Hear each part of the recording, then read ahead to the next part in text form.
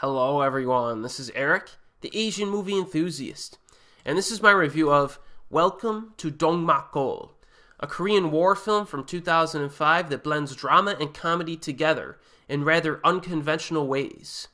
So this film is set in the year 1950, during the Korean War.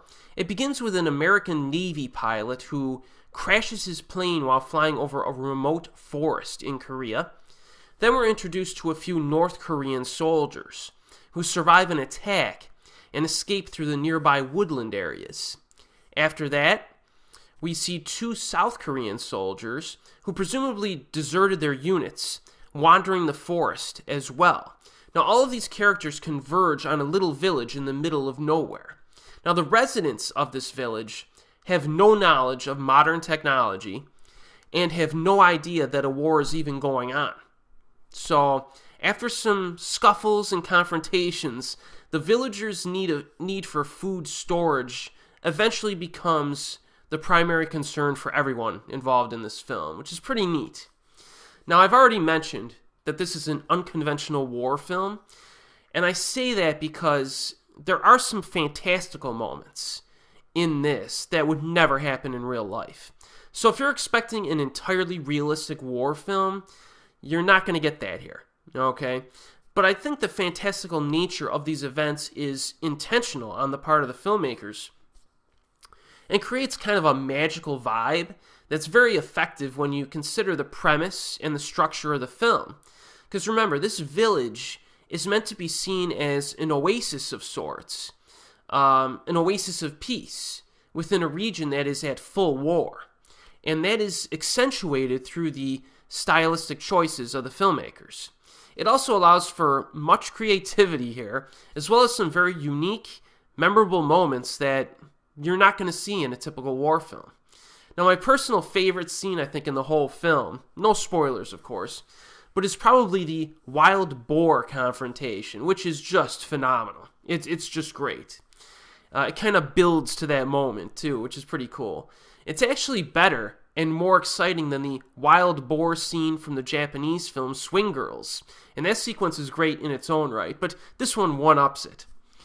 And speaking of Japan, while we're at it, the musical composer of Welcome to Dongmakgol is Joe Hisaishi, who scored most of Hayao Miyazaki's animated films. You're probably wondering how he's associated with this Korean film. Well, apparently, the director of Welcome to Dongmakgol wrote the film with the composer's music in mind. So he was a big fan of Joe Hisaishi's work.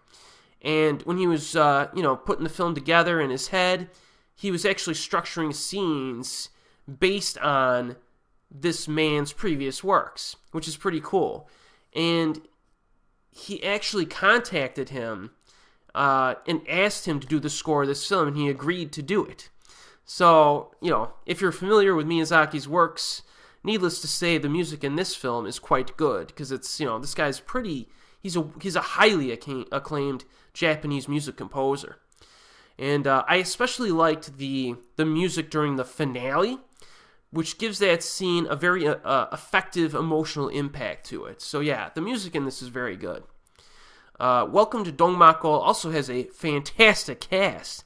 You have Ha-kyun Shin, the lead actor from Sympathy for Mr. Vengeance.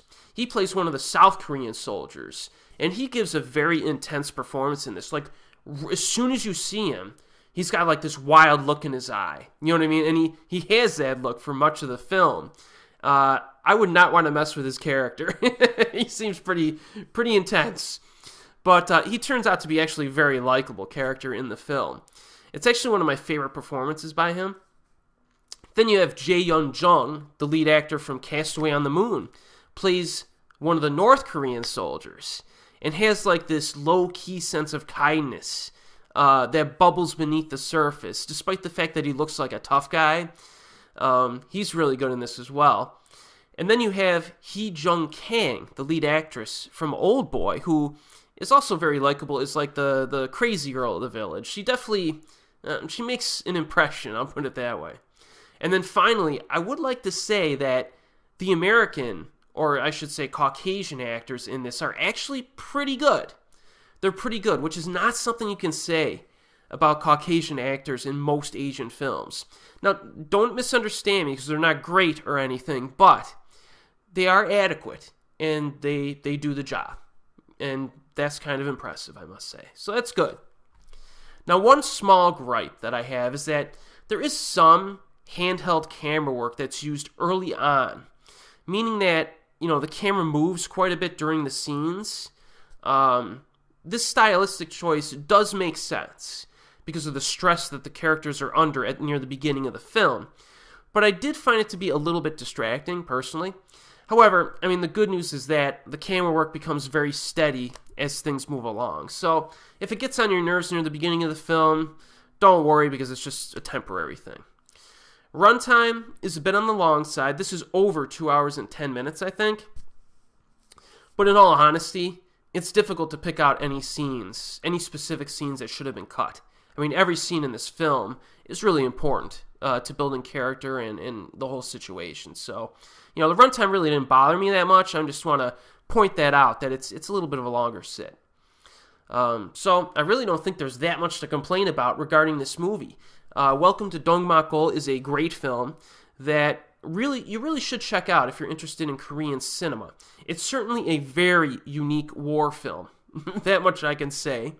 I saw this film, about 10 years ago when I was getting into the genres and that.